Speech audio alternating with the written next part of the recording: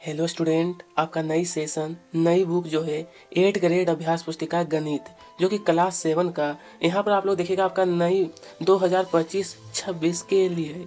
चलिए, जिसका अध्याय 9 का नाम दिया है परिमाप और क्षेत्रफल। परिमाप और क्षेत्रफल। पहला प्रश्न, किसी आकृति के घेरे की लंबाई को कहते हैं।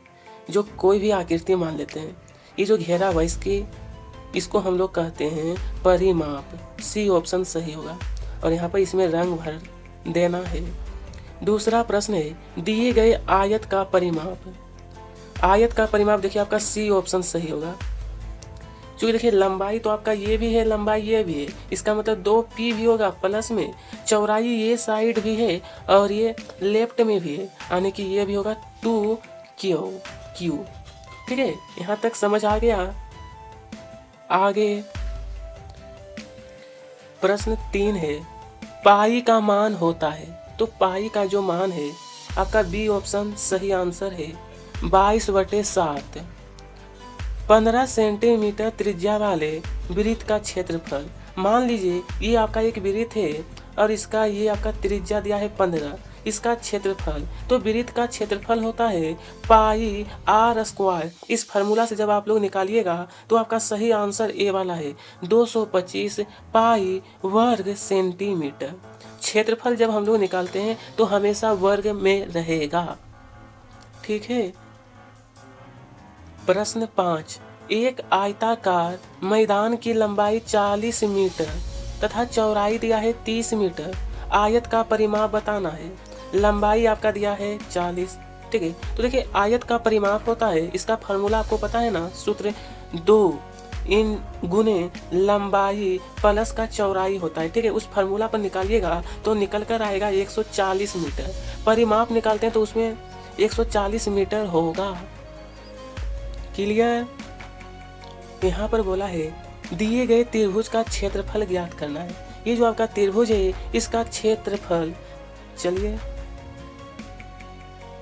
इसका हल। सबसे पहले लिखना है त्रिभुज का क्षेत्रफल होता है 1/2 गुने आधार, ब्रैकेट के अंदर है। ठीक है, आधार गुने चौड़ाई। तो आधार आपका दिया गया था, चित्र को ध्यान से देखिएगा तो 5 दिया है। ऊंचाई आपका दिया था 3.2। तो 2 से 32 को कट करेंगे तो 1.6 निकल कर आएगा, जो कि 5 गुने 1.6 करेंगे तो हमारा निकल गया 16×5 80। यानी ये जो पॉइंट है इसे नहीं लिखना है, सिर्फ 8 वर्ग सेंटीमीटर स्क्वायर लिखना है। ठीक है, इस प्रकार से बनाइएगा त्रिभुज का क्षेत्रफल। नंबर 7 है एक वृत्ताकार तस्तरी यानी कि एक प्लेट है की परिधि आपको ज्ञात करना है, जिसकी त्रिज्या आपका 14 सेंटीमीटर दिया गया है। ठीक है, परिधि का मतलब ये वाला आइए लिखना है। सबसे पहले लिखना है प्लेट की परिधि। तो प्लेट आपका गोल होता है। ठीक है, तो सीधे समझिए वृत्त का जो परिधि होता है उसका सूत्र होता है 2πr। उसके बाद जब हम लोग देखेंगे तो लिखना है सीधा फार्मूला पर आपको बैठा देना है सारा चीज। पाई का मान होता है 22/7 और आर आपका दिया था 14। 7 से 14 कटेगा 2 बार में तो हमारा निकल कर आएगा 2 गुने 22 गुने 2। जब इस सारे को गुना करिएगा, मतलब 2 गुने 22 गुने 2, सबको गुना करिएगा तो निकल कर आएगा 88 सेंटीमीटर। ठीक है, ठीक है। नंबर 8, दी गई आकृति। यहाँ पर आपको एक आकृति दिख रहा है ना, जो कि यह आपका गोल है। तो बोला गया है त्रिज्या ज्ञात करना है, जबकि यहाँ पर आपको व्यास दिया गया है 24 सेंटीमीटर। चलिए इसका उत्तर आपको लिखना है। सबसे पहले लिखना है आकृति आपका वृत्ताकार है, जो चित्र देखे हैं। उसके बाद लिखना है कि दिया है, तो व्यास आपका दिया था 24 सेंटीमीटर। तो वृत्त की त्रिज्या का जो सूत्र होता है वो होता है व्यास/2। व्यास दिया है 24, 2 से भागा देंगे तो निकल कर आएगा हमारा 12 सेंटीमीटर। यानी इसका उत्तर होगा 12 त्रिज्या। ठीक है, बहुत ही आसान था यह। चलिए यहाँ पर देखते हैं। तो बोला यदि एक समांतर चतुर्भुज का जो क्षेत्रफल दिया है वो 28 सेंटीमीटर स्क्वायर है और आधार दिया है 7 सेंटीमीटर। तो ऊंचाई आपको ज्ञात करना है, ठीक है।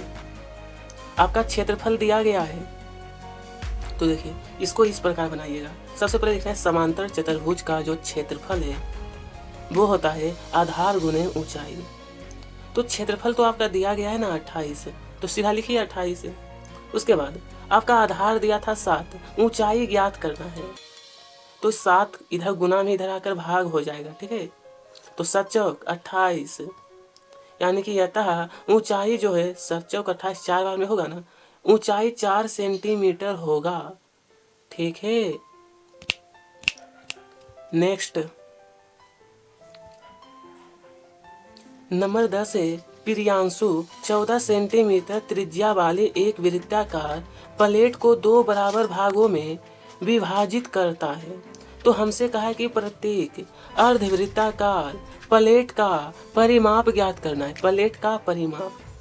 तो चलिए इसका उत्तर देखिए लिखना है। अर्धवृत्ताकार वृत्त की परिधि का जो सूत्र होता है वो होता है 2πr/2। लेकिन क्या होता है ना कि 2 से 2 कट जाता है, तो सिर्फ हमारा बचता है πr, ठीक है। तो देखिए πr जब बच गया तो पाई का मान 22/7 और यहाँ पर आपका त्रिज्या दिया था 14, तो 7 से ये कट कर बचेगा हमारा 2, यानी कि 22 गुने 2 करेंगे तो 44 होगा। तो अब लिखना है, ये तो आपका परिधि हो गया ना 44। अर्धवृत्त का परिमाप देखेंगे अब, तो इसका सूत्र होता है अर्ध परिधि जोड़ व्यास। तो अर्ध परिधि आपका 44 हो गया, ठीक है। तो व्यास निकालने के लिए त्रिज्या दिया था आपका 14, तो उसको गुना करेंगे ना 2 से, तो हमारा व्यास निकल जाता है, यानी इसका सही आंसर होगा 72 सेंटीमीटर। समझ गए? 10 तक हो चुका है।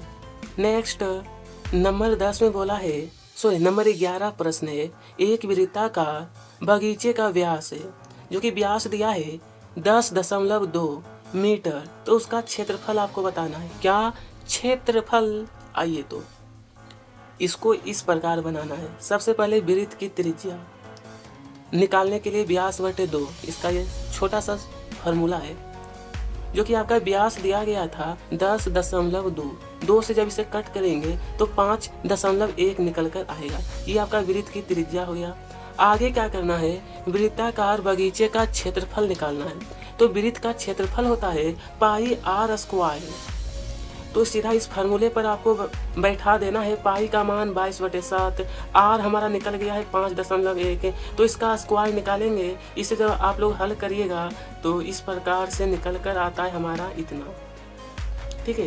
ये इसका आंसर है 8174.57 सेंटीमीटर स्क्वायर, ठीक है। आगे चलिए यहाँ पर प्रश्न देखते हैं। नीचे कुछ आकृति आप सभी के लिए दिया गया है, जैसा यहाँ पर देख रहे हो। तो बोला है चित्र दिया गया है, प्रत्येक आकृति का क्षेत्रफल ज्ञात करना है। प्रत्येक आकृति का क्षेत्रफल, और बताइए किस आकृति का क्षेत्रफल अधिक है। तो चलिए एक एक करके निकालते हैं क्षेत्रफल। इसका हल देखिए, नंबर 1 जो चित्र दिया उसका क्षेत्रफल पहले बताऊंगा। तो वो आपका दिया था आयत। आयत का होता है लंबाई गुने चौड़ाई, तो 4 गुने 3 कर देंगे तो निकल कर आएगा 12 सेंटीमीटर स्क्वायर। उसके बाद दूसरा जो चित्र दिया है उसका क्षेत्रफल, वो आपका त्रिभुज दिया था ना, तो उसका सूत्र होता है 1/2 आधार गुने ऊंचाई। तो इसको सिर्फ फार्मूला पर बैठा देंगे ना तो हमारा निकल कर आएगा 15/2, ठीक है। तीसरा नंबर जो क्षेत्रफल है आधार गुने ऊंचाई, इसका होता है इस प्रकार फार्मूला पर बैठाएंगे तो निकल जाएगा। अब आपको लिखना है नीचे में आकृति ए का क्षेत्रफल। चित्र 1 जो दिया है ना उसका क्षेत्रफल अधिक है। यहाँ देखिए उसका दिया है 12 सेंटीमीटर, ठीक है। ये देखिए ये तो कम है ना, 2 से 15 कटेगा तो 7.5 ही बचता है, तो सबसे ज्यादा ये वाला है। इस प्रकार से यह भी हो गया, समझे। नंबर 13 में बोला है 44 सेंटीमीटर लंबाई वाले तार को एक वृत्त के आकार में मोड़ा जाता है। इस वृत्त की त्रिज्या ज्ञात करना है, ठीक है। वृत्त की त्रिज्या, इसका क्षेत्रफल भी ज्ञात कीजिए। यदि इसी तार को दोबारा एक वर्ग के आकार में मोड़ा जाता है तो इसकी प्रत्येक भुजा की लंबाई क्या होगी। कौन सी आकृति अधिक क्षेत्रफल घेरती है, वृत्त या वर्ग? वृत्त या वर्ग? आइए देखते हैं।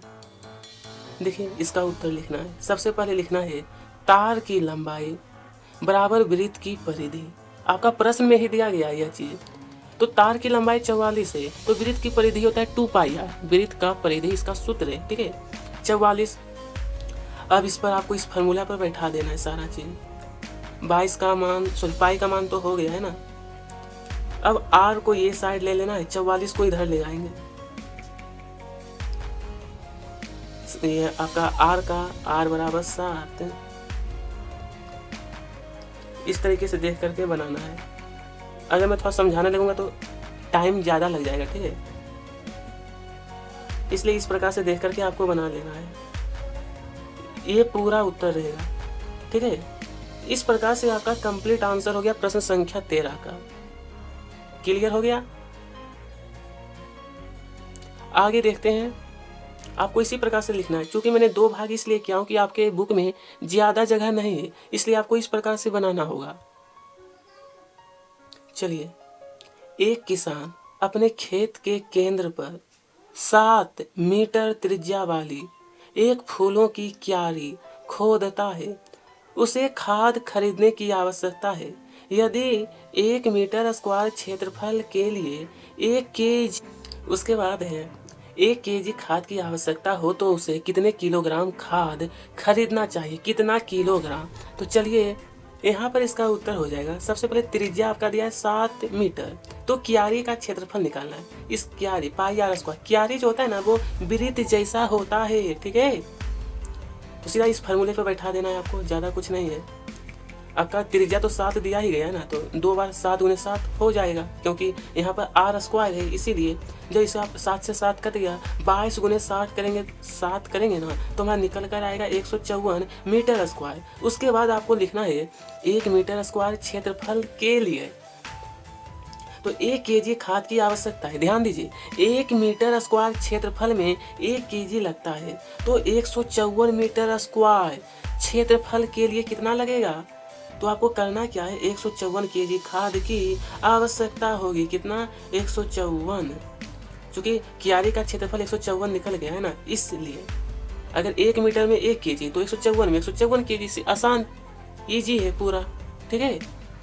चलिए तो नंबर 15, अपने परिवेश के किन्हीं 5 बोला वृत्ताकार वस्तुओं की त्रिज्या माप कर। 5 वृत्ताकार बोला है, ठीक है। धागे की सहायता से त्रिज्या के आधार पर व्यास एवं परिधि ज्ञात कीजिए। परिधि और व्यास के अनुपात को भी ज्ञात कीजिए तथा निष्कर्ष को परिणाम के रूप में लिखना है, ठीक है। नंबर 15, R1 बराबर आपका 3 centimetre, R2 5, R3 6, R4 7, R5 4। अब आपको करना है सबसे पहले व्यास निकालने के लिए 2 गुने 3 करेंगे सीधा, बराबर 6 सेंटीमीटर। तो इसका परिधि आपको इस प्रकार निकालना है। परिधि तो 2πr होता है ना, चूंकि पाई आप मतलब 2πr, r का मान यहाँ 3 दिया है। देखिए अगर आपको समझ नहीं आ रहा तो मैं समझा देता हूँ।